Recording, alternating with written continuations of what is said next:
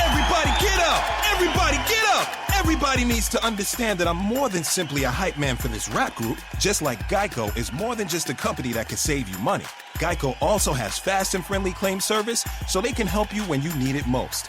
And while I do love being a hype man, I also love reading for children's audiobooks.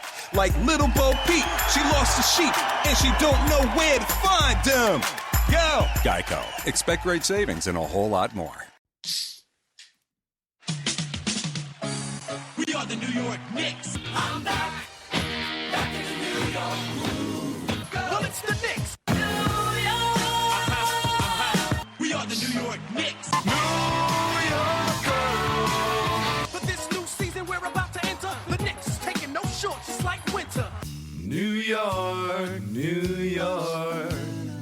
New York be about the Knicks, huh? But the best thing about New York City is K-N-I-C-K-S. Everybody say go New York, go New York, go! It is the New York Knicks podcast, episode 332. Wow. We're almost to triple threes. Super exciting stuff going on here. Yeah, you know what the best part about getting triple threes? What? The Knicks won't guard us because they don't guard the three. Oh. So Dun-dun-dun. we took the last week off. We figured if the Knicks can, we can too. Jay loves it. I was just out of town, and I said, Jay, do you want to do a show without me? And Jay said, I hate this team. And so we had no show. Yeah, that's actually what happened. That's actually what happened.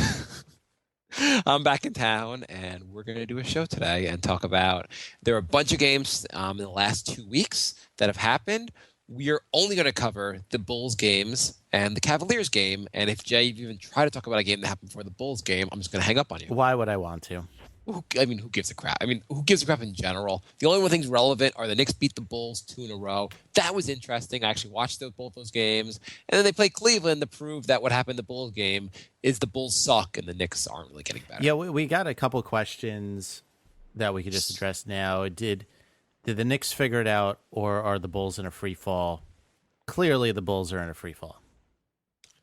Tom Thibodeau must be watching this being like, Thibodeau, what's your view on the Bulls, on how the Bulls are playing the Knicks? Ka-ching! Yeah. You want to comment more about this? Ka-ching! Tibbs, you think maybe the Bulls defense, ka-ching! Do you think the Bulls defense has gotten worse now? Ka-ching! I mean, they might not make the playoffs now that they lost to the Knicks twice. Oh, my God. It really shows you, I don't know, what the difference a good coach can make. Yeah. I mean, the team isn't that different from last year, right? No, it might actually arguably be better than last year. So the one big factor is Noah has disappeared from the face of the earth. yes, they did lose Noah.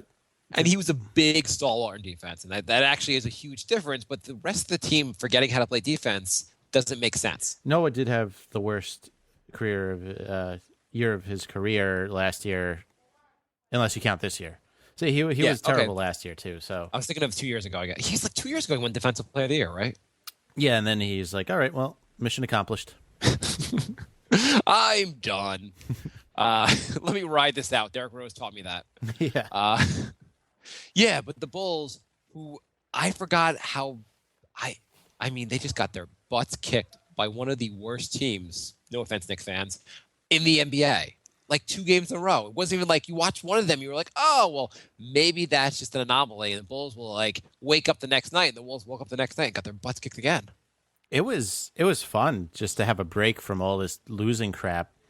Also, it made the Knicks pass a team or two, which means the draft pick we're giving up this year will be not a top 10 pick, most likely. Yes. I mean, there's so much I hate about this Knicks team right now, or frustrates me, but it was just, even in that game, the Knicks were doing things that I felt like they were doing that were incorrect, like not just that I didn't love. Like say starting Sasha, but you know what? Sasha was taking some 3-point shots. I don't care if Sasha hits every 3 the rest of the season. He should not be starting in the NBA. I mean, he has trouble justifying starting in like the D League. It's ridiculous. It's ridiculous that he's starting in the NBA right now. So here's something I've noticed about the Knicks system. The Knicks system is terrible. Oh, they have a system? Their triangle system is terrible for guards. And this is part of the problem. I'm not saying Jerry and Grant would be that great, or Gallo would be that great in a better system, but the system, it really, if you're a point guard, where are your chances to on offense? Where are your chances to contribute the most? So say that again.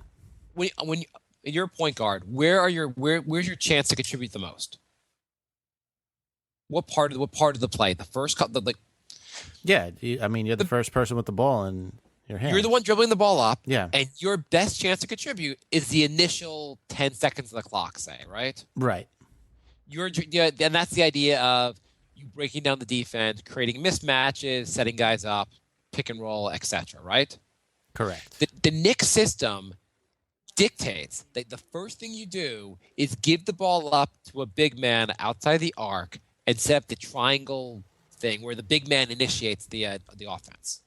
So your first thing is to get rid of the ball before you even enter the arc. Right. To give the ball to a person who's in a position that he should not have the ball in.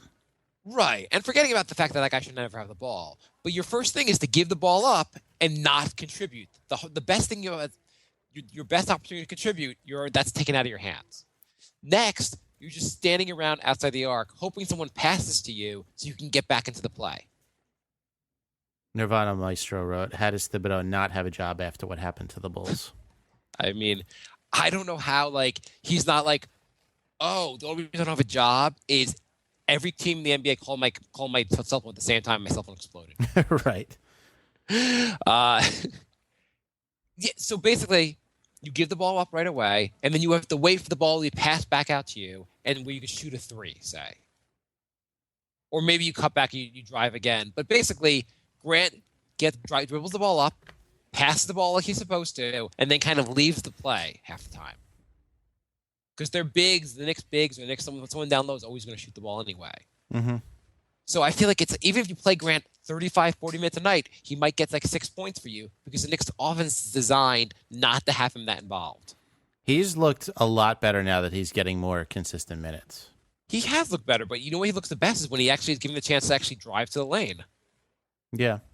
And the Knicks, their offense dictates you not doing that. That's why you always see Galloway, Grant, all these guys don't really contribute much because the offense is designed not to have them be big parts of the offense. Right. They're all guards that seem like they're better in a free range offense. They're all the best thing is that they're supposed to be the guys that the ball will kick back out and they shoot a three, and none of them are that good. Calderon's the best shooter. Calderon actually, I understand, would make some sense for this offense and because he'll dribble the ball up, pass the ball in, and just wait for a three. Which is not a good offense. It's just a matter of what the offense is kind of. That's why I understand why Calderon was traded for, because he makes more sense than the other guys they have on the team who would be better on a normal NBA offense. Except Sasha. Well, Sasha's garbage. We don't need to spend that much more energy talking about how. No, it's just that everyone agrees. This isn't even a debating point like the trade Melo thing. I think it's pretty unanimous that everyone recognizes Sasha's garbage. Right. It's I think if you took the population of Earth, 6 billion minus the number 2, the 2 would be Rambis and Phil Jackson. So it would be, I guess, 5 billion, whatever 6 billion minus 2 equals versus 2. I don't know if Sasha what do you think Sasha would take the side of the 2 or the 6 billion? Would he agree that he's garbage? No, I feel like he's probably delusional. Okay, we're up to 3. So maybe we're getting some momentum here going. Mm-hmm. Maybe Sasha's maybe his mom and dad. So possibly. We're up to 5. Yeah, maybe he's got a drunk uncle or something. At some point, maybe he's getting some momentum. We're feeling the burn. Maybe it'll tip the balance will tip. Yeah, this thing could tip well past 20. Yeah. There might be a broker convention here. Political humor. I don't know. Have you noticed that with the guards? Am I being insane? Does it feel like an offense where the guards have trouble contributing by design? Sometimes it's. Aflalo's had some very big games, but because he posts up. If you post up and you go into the paint or go with it, You can contribute more, but when guys that are not like you never see Grant or Calder or any of those guys posting up because that's not what their role is. Right. I feel like these guys, I feel like Galloway, Grant, Calderon are told stay outside the arc, pass the ball in, and wait if the offense needs you to shoot a three. Yeah, kind of. It's more of an inside out. I don't know. Why would any point guard want to play in our team, and how would Tony Roten even succeed here, who's barely an NBA player, when most players aren't trained for this kind of game? Clay Anthony Early got 20 points in his first game in Westchester. That'll get him no chance to play in the NBA. He was actually hitting some outside shots too. Yeah, I don't know. I mean, it's not like the Knicks played this style against the Bulls, and they slaughtered the Bulls those 2 nights. So I just wish the Knicks would just switch it up a little bit. And the triangle thing, it's fine to do it, but sometimes the guards should just try to attack the rim and see what happens. Speaking of attacking the rim, did you see LeBron dunk on Amundsen and then get attacked for staring him down? Why? I don't. Here's 2 questions. Yeah. Why did LeBron stare down Amundsen, and why was Amundsen in the game? I mean, it's like, really, LeBron? Like, you're going to get all tough dunking on Amundsen? Well, you know what was weird about that? So you assume if Amundsen played, the Knicks were getting their ass kicked. Yeah. Which they were against Cleveland. But then you look at the minutes played, and Melo played 40 minutes, and so did KP. Why would those guys play 40 minutes in a game that didn't matter at that point? Like, you thought enough that the game was out of hand that you put Amundsen in, yet you didn't think enough about bringing, like, 2 of your best players out of the game so they didn't, like, kill themselves. I'm telling if Rambis is ever coach in a Knicks season that matters, he's going to break one of these players by overplaying them. I mean, I don't understand. Apparently, Amundsen said something in reference to Cleveland being a toxic situation. Yeah, I mean, I think they are, but, it's... Yeah, I mean, like, LeBron, it's like the comment Admin said about Cleveland being a toxic situation, that wasn't as bad as your comment about saying you wish you played somewhere else. Or wish you played with different players, as it was. What's your response to LeBron saying, I wish I could play with Wade, Melo, and Chris Paul? Because he needs more help. Does he realize that when he says stupid things like that, it's... I don't know. I have some more quotes from LeBron if you want to... Do you want me to read them? They're not as widely reported. Sure, but, sure. LeBron also said he wants to play with the Eastern Conference All-Star team next season, for the full season. He said he also wants to be an astronaut. Mm-hmm. He wants to ride a dinosaur. And it says he wants it to be his birthday every day next year. All just as important. I mean, couldn't he, I get, I want to play with my friends, but, is he really not friends with, marginal players? I'm only friends with, 8-time All-Stars. Yeah, it couldn't be, I really want to play with Jared Dudley. Right. I like Jared. He's just a good guy. Yeah, exactly. It's what a coincidence. He just happens to not be friends with Jared Sullinger. I really like Jared's brother, Chris. I really hope to play with him in the NBA someday. Hopefully he makes it. And then Jared takes this garbage seriously and says he wants in on this. He was like, don't forget me, guys. Why does LeBron have to say, in the world, if we could just eliminate hate from the world and racism and war, then maybe me and Chris and Melo could all play in the same team. What do you think Kyrie and Love, what do you think their reaction is? It's supposed to motivate them? Maybe one day LeBron will talk about us the same way. No, I think they're probably getting pretty annoyed at this point. I mean the team is still the favorite to go to the finals in the East. Yeah, but they're also the favorite to lose by 20 a game and a 4-game sweep in the finals. I mean, it is unfair, LeBron, not to have the best team in the league every year. League will only be fair when LeBron can play with 11 clones of himself. Right. They need to just condense the East into an all-star team and then have them play the eventual winner of the Western Conference. So there's an article I saw arguing that the Knicks should not hire not bring Rambis back. And I think we both agree with the article, but I wanted to go over some of the points they had in the article and just see what your thoughts were. Okay. So the first point the article made was deteriorating defense. It pointed out that the Knicks defense, especially in the three-point shot, is a lot worse, or is a fair amount worse since Rambis took over. Do you think guarding three-pointer matters? Well, according to the Knicks brass, taking three-pointers doesn't matter, so I guess guarding them also doesn't matter. Okay, so they're just ignoring the whole concept of the three-point line. So you think our argument in favor of Rambis that three-pointers aren't really important to guard? Yeah. Okay. Yeah, no, I mean, yeah. Lack of development. The Knicks, Porzingis generally up to the last couple games has played less minutes and played worse under Rambis, and same with Grant. Do you think that's important, or do you think developing young guys is overrated? You know, if they were any good, they would be playing. They would be playing more minutes, and they would be doing better. It just shows that they're not any good. The other one is lack of system flexibility, late game coaching. The part actually I wanted, the reason I even read the story was to read this to you. Why would you want flexibility in the most perfect system ever? See if you can figure out what these numbers represent.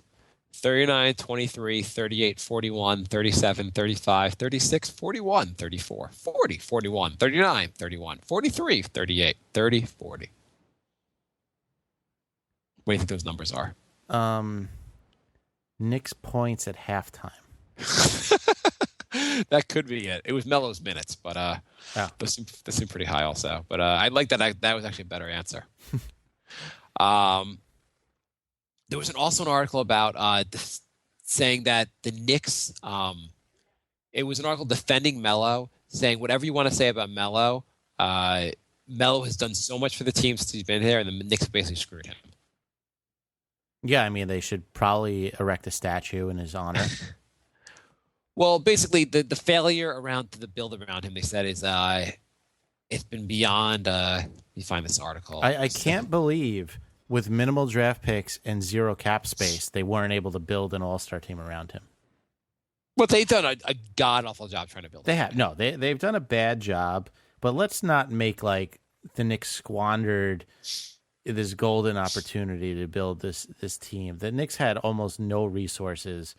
They may have flubbed a little bit on the limited resources they had, but this was fairness. First of all, no one told the Knicks to trade. No one told the Knicks to make such a terrible bargain trade for him. It wasn't his fault that the Knicks can't negotiate. It's not Melo's fault that the Knicks are the exact opposite of Donald Trump in making a deal. That is true. So, I mean, the Barks thing is just the repercussions I can't even explain. Like, if this pick this year ends up being a really good player, we could have set this franchise back years. The Barks thing also was insane. That wasn't Melo's fault. But here, this was insane. So, they showed the Knicks' offensive rating with Melo on the floor and without Melo on the floor. And every season basically has been on the team. So it goes.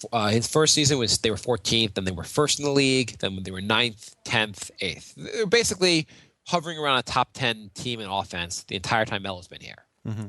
That includes this year. Without Melo on the floor, 23rd, 9th, 23rd, 31st, 29th. They are. How are they 31st when there's 30 teams?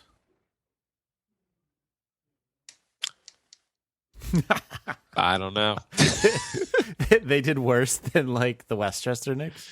I don't know. They said their offensive rating. Yeah, I guess they were worse than some college team. 31st in the league.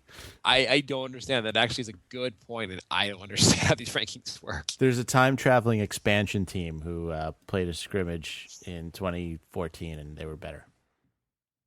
I guess so. Okay, well, anyway, either way, they're so bad. They're worse than the entire NBA plus one with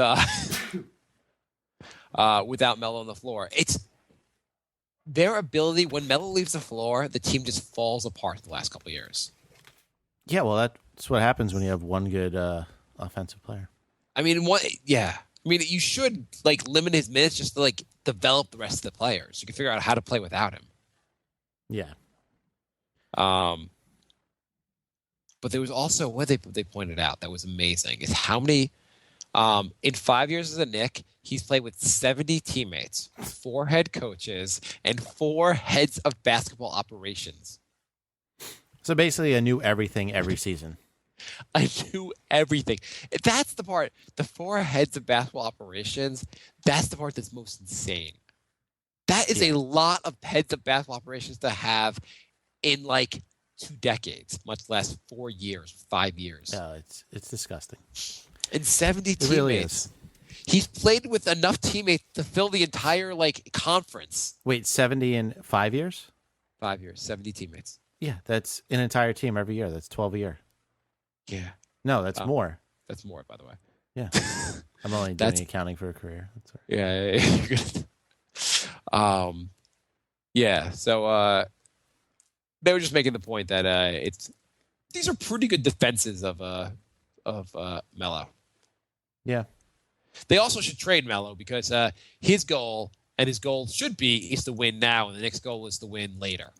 So, an average of 14 a year is literally an entire new team. Yeah. I mean, like he's been playing with garbage every year. It's unbelievable. There's such little consistency to the offense. Like every year, training camp starts off with icebreakers. Yeah, pretty much. Like, who are you? Who are you? Have we met you? Everyone has to wear name tags. I literally have to say, who are you? Because you haven't played in the NBA before. Is it Jerry or Ryan? Oh, Langston, you're back. I never expected to see you again this year. Okay, cool. I was going to talk about how my fantasy team upset the number 1 team in the league and how I'm, in the semifinals now. But I'm getting rocked in the semifinals. So can't really trash talk since I'll be eliminated by the time the show is over. That's cool. You upset the number 1 team, though. That's pretty awesome. I need Jordan Clarkson to get 30 points, 30 rebounds, and 14 assists. Okay, sure. I'm sure that'll happen. Actually, I just pulled ahead in field goal percentage, so I just need the points and assists. Okay, cool. Yeah, things are looking up. Do you have any comments about? Oh, one thing I also hate. One thing that drives me insane is that every time we see a quote that says Porzingis reiterates that he doesn't want Carmelo to be traded. What else in God's name would Porzingis say? Right. It's like Porzingis reiterated that he wants the sun to come up tomorrow. Yeah, it's like he would be public enemy number 1 if he just came in and said, yeah, the best guy on the team, I don't want him here. Porzingis also reiterates he does not want death to America. He believes poor people have a right to live, and he does not want mass genocide anywhere on the planet. That's right. Anywhere. I mean, what else would he say? And like, it's not like it's even if Porzingis doesn't want Carmelo to be traded. You know what Porzingis is not? The general manager. He's not in charge of running this team together, and we should stop saying, hey, NBA rookie, how do you want this team formulated? Right. Is there any comments you want to have about the actual games, the 2 Bulls games? Nope. Let's just go to questions. What about the Cavaliers game? I did. My comment was LeBron acting like a badass for dunking on the Knicks' second worst player. That's pretty good of him. Yeah. Hey, best guy in the league. Please feel free to talk trash on the Knicks' 14th man. Have you lost? For a long time we were saying, in Phil we trust, and Phil we trust, and Phil we trust. When Phil got here 2 years ago, from 1 to 10, where were you in the Phil we trust category? 10. After last year, we had the worst team literally in the history of the Knicks. Where were you in the argument? 6. Okay. We were 22-22 at one point this season. Where were you then? 6.5. Where are you now? I am at a 4, and that is also the amount of months we have until that could potentially go down to a 0. Do you have any concern? Or what? So what's driving down your? What's driving down the number? The number is being driven down by the fact that we seem to never have a good coach, the fact that Phil thinks three-pointers are stupid, and the fact that he decided to get a fifth power forward instead of another guard, and the fact that he hasn't yelled at the Knicks coaches for starting Sasha. We joked that the Knicks would be starting Sasha at the beginning of the season. And yet they're doing it right now. I hate when we start the season making ridiculous jokes and then they all happen. Well, we were joking about Sasha starting, and we were also saying that, hey, this guard thing sounds like it could be an issue. Right. And we kept saying that, but we were hoping like, hey, it could be an issue, but maybe we're going to be wrong. If you go back to a November episode, we were saying as soon as Calderon and Flella get injured, Sasha's going to be starting. We were talking about the guard thing all summer, how we were kind of worried that the guard seemed the guard depth seemed pretty lame at best. Yeah. Anyway. NYKnicksPodcast@gmail.com. Stu writes, as we know, the Knicks backcourt is a major concern. What do you think about making a play next season for a couple of young guys who have long-term all-star potential, namely Hazanja and Exum? I feel people are sleeping on these guys. Here's another guy, Alan Crabb. Maybe you guys have suggestions also. Well, Haranza, whatever, would make another player, I can't pronounce his name, on the Knicks. Why would you think Orlando's sleeping on him? They just drafted him like number 5 pick in the draft. Yeah, also, both of those guys are on rookie contracts, so you're not going to get them. You're probably not going to get any guys on rookie contracts. And to get them, you have to give up a lot. Say, pretty much the only guys we can give up to get those players would be Melo or Porzingis, and we're not trading Porzingis. Or like a future first rounder, and are they that good that you want to give up another first rounder for them? We're pretty sure we don't. We should be done giving up first rounders. We should just stick with the draft and see how it goes with the draft. Correct. We tried not going with the draft, and we've seen what we've gotten. Yeah, so I would say no. Is Crabb on rookie contract? I'm not sure. I don't know. What year in the league is he? I don't know. I know nothing about Crabb. I mean, I know he's having a good season. That's about all I know. So, I mean, I would still go. In theory, we like the idea. Yeah. He was a second rounder in 2013 for the Cavs. That proves why you don't want second round picks. I get where you're going. You want a young player that isn't that good right now, but has potential. I get that. But we're going to give up too much to get those guys, and we're probably better off trying to find our own guys and not put a lot more into scouting and try to find those guys ourselves. So try to get draft picks and try to. I mean, there was an article I saw. It was like Knicks are in win now mode Knicks have to be in win down mode with Porzingis, and I was like, why? He's 20. How about the Knicks are take your time and build a true contender mode? Because that's just silly. Yeah, we need to find guys that play around him and a system around him and everything else, but let's try not to do it half-assed and fuck it up. Yeah, I think Crabb's not a bad idea. Here's also sorry to interrupt you, but Crabb, take a look at his stats and tell me at what point he would no longer be a Knick. So first year he averaged 2.2 points a game. Second year 3.3 a game, and the third year now he's averaging 10.2 points a game. Do you think at any point he would no longer be a Knick?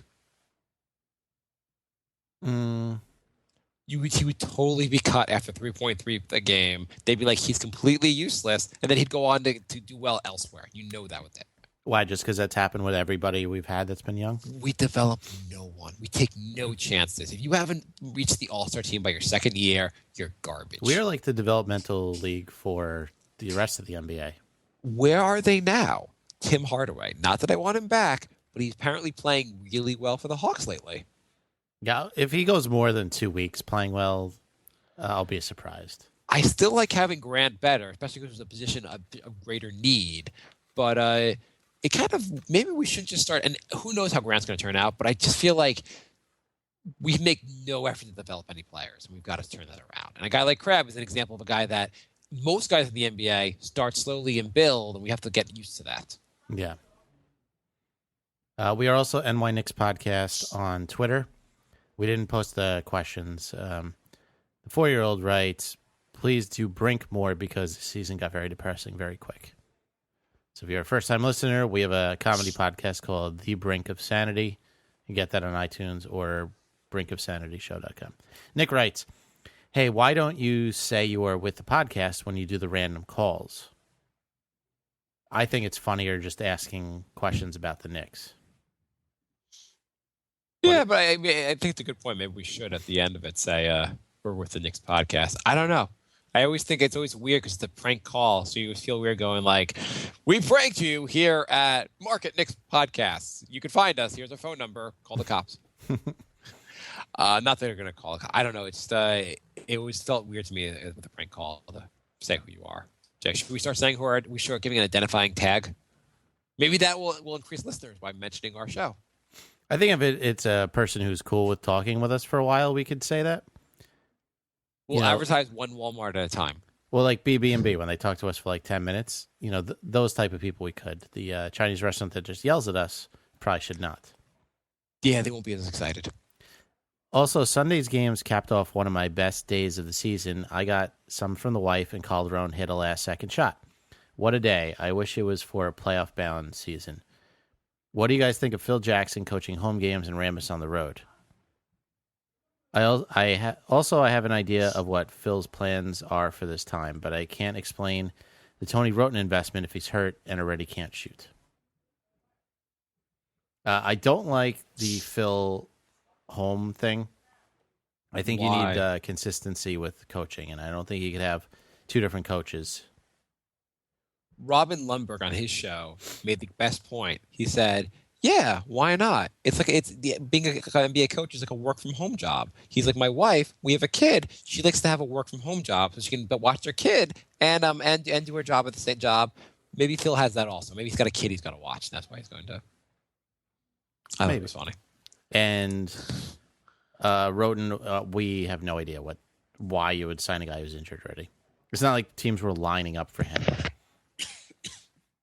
Yeah, no one was lining up for this guy. And who has been absolutely awesome? Tim Frazier. Well, we couldn't have gotten Tim Frazier. What are you talking about, Jay? Yeah, he was just sitting there. Nobody had him. I picked him up in fantasy. Jay, we can't just we had a full roster and we have all these players that like are very strong. Like we can't just add a player and give them playing time. What will the vets think about that? You know how hard Sasha and Calderon work to be here? We can't just sign a player and see if they're better than those guys. We're in the playoff. We need to make the playoffs, Jay. Playoff hunt. Jay, you know how it works. The top 10 teams make the NBA playoffs. Right? I got bad news for you. Actually, even if the top 10 made it, I'd still have bad news. So Tim Frazier has played 6 games. Would it be amazing if that was what Rambus came out one day and was just like he was just like positive it was the top 10 teams? Yeah. There's 2 wild cards just like in football. Yeah. I just tell me how Frazier's been. So he's played 6 games with Portland. He shot under 500 once out of those 6. He shot 600 or better in 4 of those games. Scored in double digits in all 6. And he's gotten at least 4 assists in every game except 1. What position does he play? Guard. Okay, and we don't need any help at guard, Jay, so move on. Okay, and so thank you, Nick. John. It blows my mind that we've signed literally no one to add to the roster this season to try to help.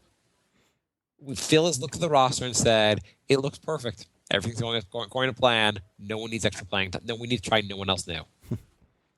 John wrote an email, sent a YouTube link, how the Knicks could have been 2009 NBA champions. I'm sure that's depressing, and I'm going to watch that after the show. What does it involve? Like teams like? It's probably moves that the Knicks either should have made or, did not make. Actually, all the teams above the Knicks get drafted to go to the war in Iraq. Angel writes, which podcast do you guys listen to? I started listening to the Robin Lundberg podcast. I like that one a lot. I only listen to the Uncanny X-Cast, which is a X-Men podcast.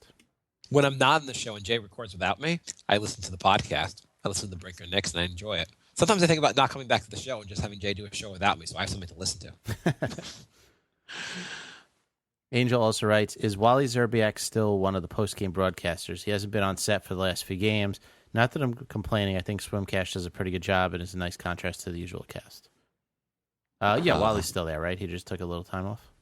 Yeah. I assume he's still there. I'm sure he would have heard something if he left the show. And I like him enough that I don't really want him to leave. I'm neutral on Wally. Lorenzo writes, did you hear the ESPN interview with Tim Hardaway Jr.? They asked him, what's it like to play on a real team? He tiptoed around that one, but didn't diss the Knicks. He's been on fire lately. If he makes the first team All-NBA in the next few years, will you guys do a nudie run down Broadway in December? Sure. Sounds good. Definitely. Yeah. What did he also asked, what's it like to play with a real NBA team? Not going to comment at that. What's it like to play with a bunch of not fags? Oh, yeah, they were all fags there. My dad hates gay people, so do I. Nick writes, so I hear today that Tim Hardaway Jr. is on a tear. Thanks for Porzingis. If it wasn't for Tim Hardaway Jr. Have you listened to that recently? I just recently heard that interview again. I've heard it before with Tim Hardaway when his dad talks about hating gay people. Yeah. I mean, I just listened to it again recently. I heard it played somewhere. It is an amazing clip. Like the interview was just like, oh my God, I can't believe he's saying this now. Because he's like, well, Tim, that view sounds like it's like anti-gay. And he's like, yeah, it should, because I hate gay people. Okay, we're gonna. Crazy. If it wasn't for Hardaway Jr., we wouldn't have Porzingis. I'm asking a lot for this team now. Do we need to keep Aflalo? If we pass on him, we can open up $8 million in cap room, and if we pass on Calderon, we'll get another 4 to 5. Well, Aflalo it's his choice to opt down. You think he'll opt out? I kind of do. I expect him to opt out. I don't think he wants to be a six man on a bad team. I also think he wants a long contract. Yeah, so I think he'll opt out, and I think Calderon, if no one's taking him at this point, no one's going to take him. Yeah, well, we're stuck with Calderon. At least he'll be an expiring. We could even do the stretch provision if we want a couple extra million in cap space. You think they're going to bring back Galloway, or are the Knicks done with Galloway? I think they're going to bring him back just because we don't have anything. Yeah, there's no one that much At better. this point, we need actual bodies to fill up the roster. I'm getting less and less impressed with Galloway these days, but I don't know if it's just a matter of he's just not very suited to this offense, or I don't know. It seems like he forgot to shoot again. Yeah, I just don't think they have a bunch of guards whose game is not being. They really what they want is a bunch of they just want guys that can shoot three, you can dribble the ball up and pass the ball off and not be involved in the offense outside of shooting. They want a bunch of Steve Kerrs that can dribble. Yeah. Also, what do you guys think of Chandler Parsons? He's a free agent to be. I would really like Parsons, but I'm starting to get worried that he's injury prone. That's the second straight season he's got knocked Yeah, he hasn't. I'm not a huge fan of going for a guy who's been injured this much. Yeah. NBA Lockdown had an interesting debate drafting one-and-done players versus draft 3 to 4 year college players, Ben Simmons versus Benny Hill. They say that this year we may have more 3 and 4 year players that may not be drafted this year. What do you guys think? They're saying the guys that have more experience are going to be less not drafted? Right. Because of the one-and-dones? Right. Well, more one-and-dones are going to get drafted instead. They did a study on this? Apparently. They just didn't go, do you need a study on that? That's great. We'll find that way the Knicks don't have a draft pick. We'll find some of the 3 and 4 year starters in free agency. That's true. I mean, that's a positive for the Knicks. I don't know. I mean, everyone loves the what sounds like a shiny toy, and the guys that have one good year sound like a shiny toy to the yeah, NBA. exactly. I think it's risky. It's definitely riskier. I understand the reasoning behind it, but I also it's just like they're like, well, then the guys to play 1 year in the NBA in college, so we can find out more about them. And no, we want them to play 2 years and 3. They keep trying to if they had no system whatsoever, the NBAs would hand out they draft guys out of junior high. Right. But you think this is a bad thing? No, I don't think it's necessarily bad. I just think teams are a lot more teams are whiffing on draft picks because of that. I would say it's a good thing because I dislike college basketball, Mm-hmm. and just because not the actual college basketball I like watching, but The fact that they're exploiting the players. yeah, the exploitation. So give out money as soon as they can get money and screw them. And there's no value in a college education versus like the money you're gonna get out of the NBA. You can always go back at your college education. Right. So I think it's a good thing, and it also just leaves more chances for teams to exploit this and like sign a guy who may not be find some like. I think it leaves a lot more opportunities to find gems, basically, especially outside the draft. Right. And we're never going to draft again, so. Nick writes, who should we bring back next year of our free agents? Aflalo?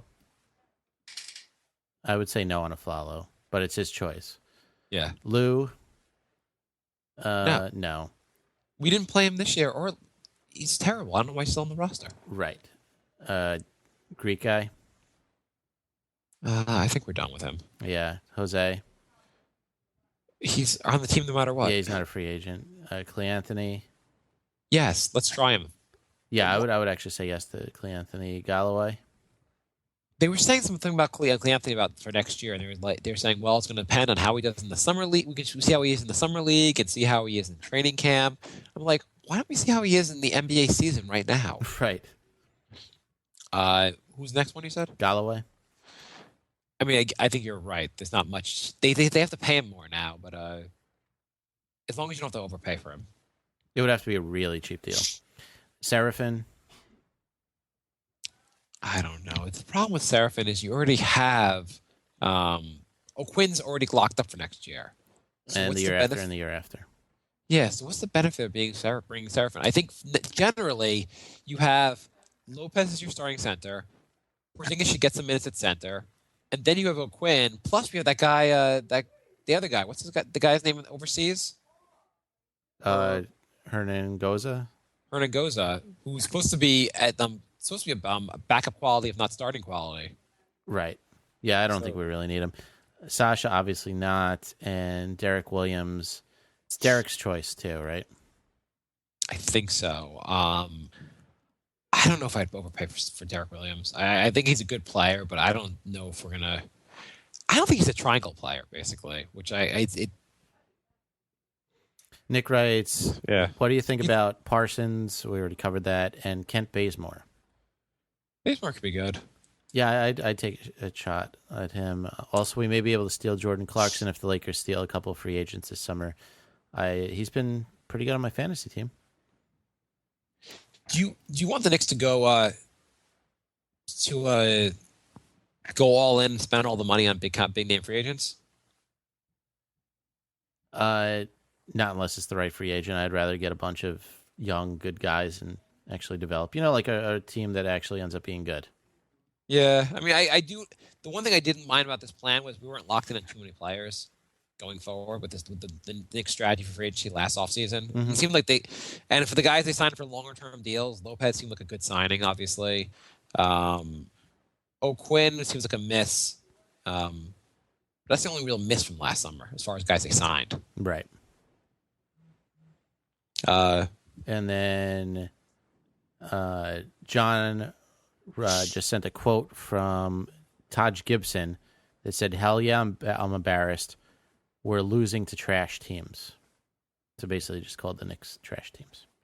Okay, well, that's accurate. So yeah, if the Knicks are insulted by that, they should stop being trash. right. Yeah, I mean, best way. I ragged on LeBron, but I don't think you should get a technical for staring at somebody. Yeah, I think that's so silly. I think the whole technical system is stupid. Okay, let's. As you see, I'm trying to keep the show moving. Let's do Facebook questions. Yeah, Facebook. Darryl writes, last year was brutal, but in many ways, this year has been even harder to watch because it feels like there's no point of purpose to it. Do you think we are going to clean house again or hang tough? Is it just more false hope, or are we as Knicks fans internally addicted to moving deck chairs on a sinking ship? Can we commit to a plan? Can we as fans do it? Erg. I think we're going to clean house again. I mean, there's a lot of guys that really need to go. At least half the roster's new, if not. Yeah, I'm more not this year. complaining about cleaning house this year because, yeah, you're right. Half the roster does need to go. It'd be nice if we signed like 8 new guys and like 6 of them were actually keepers instead of signing 8 and they're all stink. I mean, I don't know. You win with consistency in the NBA. You win with having the same roster, like the same players over and over again, learning to play with each other and gelling and getting better. Not the Knicks away, I guess. Yeah. It's just hard to argue to bring this roster back as is. It's a pretty bad. It's the guard position is pretty awful. Yeah. Our front court is pretty good. Yeah, it's decent. Yeah. I have no real history. Do you have any real issues with our front court? Not really. I mean, if we had a good backcourt, this would be a playoff team. Yeah, absolutely. It's all about our guards. Derek writes, why does Sasha start? Nobody knows. This is like the biggest mystery of the season. It's absolute insanity. Well, the argument is that the starting 5 as constituted was too slow, which was true. Sasha adds more speed to the offense, which I guess is true. He's that fast? He's fast. Have you seen how slow Afflalo is? I mean, the offense, the starting 5 they had was insane. Yeah. It's just a very slow NBA team. NBA has gotten younger and faster, and the Knicks put in like the most slow-moving offense. Yeah. Especially on defense, they're just getting destroyed. That's why we start out every game down by a bunch of points. And the starting 5 made no sense. Changing the starting lineup made sense. Adding Sasha instead of Grant. I mean, the choices aren't very good. And it comes down to what Rambis said, my choices were Sasha or Rook. And Rooks are terrible. Well, we already have a Rook starting, but I guess Grant he hates for some reason. Yeah. I don't know. Why? Do you think does any other team in the NBA have this thing where every year their guys starting for their team where they're like, why is this guy in the NBA? Other than Philly, I don't think so. I mean, because the question is not even why. It's not even like a JR question whether the guy should start or not. The question is, we have a starting player that shouldn't be in the NBA. Well, the Knicks have had that the last 6 seasons. 16 seasons. Shay gets writes, are we masochists? Yeah. If you are listening to the show, you are a masochistic Knicks fan like us. Shay gets writes, is anybody still watching the Knicks games? I watch half of the games now. Well, like half of each game. Yeah. Just sitting through an entire game is too much. I usually watch from halftime on. It's also because I'm in school until third quarter anyway. So but, I got a message request from Steven. Yeah, I know. To send me a message. Totally spaced out, so I figured he got a message. And so I was like, okay, I'll see what Steven has to say. And he goes, looks like your face got stung by 100 bees. Thank you, Steven. I appreciate it. I hate this stupid webcasting we have. Hey, let's get a program where Steven could just make fun of our appearances every episode. Wonderful, Steven. Steven, why don't you post a picture of your appearance? Because we can rip on you. Thank you, Steven. Maybe that's what happened to me, Steven. Maybe I had a bad weekend and 100 bees stung me and my family. Would you cry then, okay? My grandma was raped by a gang of bees. Yeah. You know my entire neighborhood got everyone I know has been killed by bees, okay? It's hereditary. Everyone in my Yes. family has died by bees. Okay. It's genetic. I've been watching. I hadn't watched a couple games, and I watched the 2 Bulls games. And I was pretty happy, but my happiness is gone. Josh writes, I don't get to see many games here in Australia, but that first Bulls game, the ball movement was fantastic. Can they keep that kind of stuff up for the rest of the season and into the next? Nope. Well, only if the other team chooses not to guard them, as the Bulls did not play very good defense. Andrew writes, is there a realistic chance that Melo is traded in the offseason? Does the CP3, Melo, LeBron, Wade team have any chance of happening this offseason? I mean, the only way that would have a chance of happening would be if they all said we're going to take huge pay cuts and go to LA, the Lakers. Yeah. You mean the Clippers? No, Clippers can't do it. They got too many contracts lined up. Well, the Paul's not a free agent, so they can't do it. He can't just leave. Well, they could all go to the they could all go to the Lakers and wait for Paul the following year. Yeah, well, they can all go to the Knicks and wait for Paul the following year here. But they could also trade Blake Griffin for Melo, and then Wade and LeBron take the discounts they said they'd take. They both sign for league minimum for the Clippers. Yeah, they'd probably have to sign for like 10 each. Yeah, so they considering could all do that. LeBron makes like $100 million a year in endorsements, like he could probably afford that. Yeah, so put your money where your mouth is and do it. Yeah. Do you think they'd beat the Warriors? No. Yeah. Q writes, do you think Phil Jackson will sign book report to the Knicks this summer? Sign what? So Phil Jackson has given books to the team to read the last couple of summers, I think. Oh, yeah. So do you think he'll do it this summer? And Q didn't ask this part, but I would add this. What book do you think they'd have the Knicks read? Well, he signs a different book to each player based on his... Oh, it's every play? Okay. Yeah. So, I think he only does it when he's coach. I heard... didn't Fisher try and do that, though? Yeah, I knew the Knicks did something with book report. I don't know why you have to... Yeah. It's a good idea. I don't think Rambis or Luke Walton, if he should become the Knicks coach, would do that, though. I don't really understand even what the point of it was. I think it's more almost like a bonding thing. Like you give the person a book, then they read it, and you can talk about it. Or maybe you think they'll learn something. It would be great from for the offseason. We start a book club. Why not? What are they going to learn? Okay. Here, Robin Lopez. Here's Catcher in the Rye.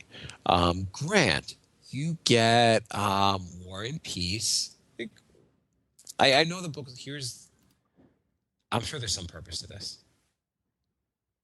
Do you think you'd be better at your job? What if your boss did that? They say he signed he's like, Jay, I know you're going on vacation. Here's a book to read over your vacation. I would probably read it just because it would be really awkward if you're just like, nah, I'm not going to read that. Yeah, that's true. Rich wrote that the Knicks' 2 wins against Chicago was their first back-to-back win since 2010. How is that even possible? Back-to-back against the Bulls, you mean? No, I think just back-to-back. What do you mean the Knicks' first back-to-back wins? Consecutive days. The first time the Knicks won 2 days in a row? Yeah, I mean, I guess that only happens once a season. Okay. Gillum writes, if I remember well, you both predicted the Knicks should win 35 games when ESPN and others are saying... No, back-to-backs happen all the time. Yeah. That sounds wrong. The It must be 54-win against the season, Bulls. they never won a back-to-back? Maybe it means back-to-back against the same team. Maybe. Gillum writes, if I remember well, you both predicted the Knicks would win 35 games. I think we both predicted around that. Yeah. When ESPN and others were saying between 25 and 30, do you think we'll get to your prediction? Was this the way you were really thinking we'd get to that number? Yeah, we're going to get close to where we predicted, but this is super depressing. So I don't. I guess this is how we should have predicted. Yeah, I mean, we're 30 and 44, so we have 8 games left. We're definitely not going to win 5 out of the last 8. No, at best 3 of the last 8. How many wins do we have? 30. So we'll get to 33. Yeah, I would say it's a bad year. so we're in between where the experts picked and where we picked. So if you take the experts and take our picks, average them out, you can go to Vegas. Anton writes, also, did you hear Walt giving Sasha props? WTF, Walt. And Anton also writes, seems like they want Zinger again and they start winning. He's basically saying... They got to utilize him. I don't know. Seems like he's a guy he's a very versatile player that you might want to use a lot. Yeah. Well, so what Rambis had been asking Porzingis to do was to, on breaks or when they had the ball, to run down the other court as fast as possible so you can set up, so you can post up. Do you think that's the strength of Porzingis? Or was that a good idea, telling Porzingis to focus on posting up?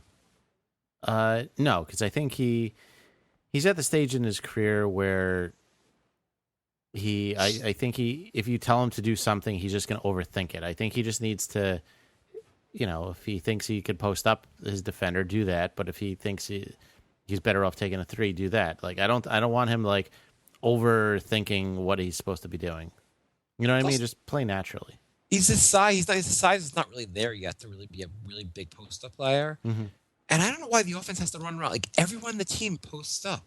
Like the offense only knows how to post up. It's like Melo post up, Aflalo post up, Lopez post up, Porzingis post. Like the entire team. That's all. Like their big thing is trying to post up. Yeah. It's I don't know. I don't know. It seems like Porzingis also is a player that would work better if you have a more varied. Yeah, exactly. Don't let him do posting when he thinks it's a good idea, and not make it like that's what you need to do. Yeah. Iman writes, Porzingis seems back to back the beast he was before. Is back to being the beast he was before. Agreed. I think he's gonna play in spurts right now. Evan writes, are we turning a corner or are the Bulls going into tailspin? Tailspin. Yep. George writes, why are all of a sudden we are playing the right way? Where was this all season? We only get snippets of it. Need consistency. We're not going to play like this the rest of the season. It's just, I don't know. The Knicks are good at having a hot game every now and then and getting our hopes back up. I mean, the Bulls were one of the better teams we've beaten in a while, unfortunately. Then they're a 9th seed. Yeah. Grant writes, let me see if I can beat Greg on this one. Any interviews with Derrick Rose? Probably next week. We're running long.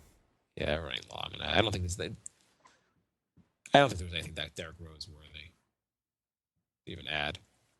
He'll be back on next week. We'll be back. We'll keep doing it. The show weekly until the season ends. Yeah. Was that the last question? Yeah, last question. Cool. What did we learn today? We learned that the Knicks are capable of still winning NBA games. Yes, that I did not know, and I'm kind of shocked. We also learned that probably not against good NBA teams, though. No. It is a good place for teams that have... It's a good place... If you're a good NBA team, it's a good place to get your self-esteem back. Yes. We learned that Rambis every once in a while has good rotations and good minutes management, but it seems to only happen like once every 2 weeks. That Rambis is getting closer and closer to being our coach next season. Oh, God. And we learned that Porzingis is still capable of having really good games, and he's going to be good. And we learned that... That's all we learned. And Sasha is still starting, and not much else makes sense in the universe right now. Okay, we're out. nyknickspodcast@gmail.com. nyknickspodcast on Twitter and Instagram and anything else you could think of. Facebook. Pornhub. Yep. Leave us a review on iTunes. Pornhub. And Pornhub. the NewYorkKnicksPodcast.com still has some t-shirts for sale. So help support the show. Knicks Pornhub. Podcasting isn't cheap. And we will see you all next week. Support us on Knicks Pornhub. Yes. Goodbye, everybody. Bye.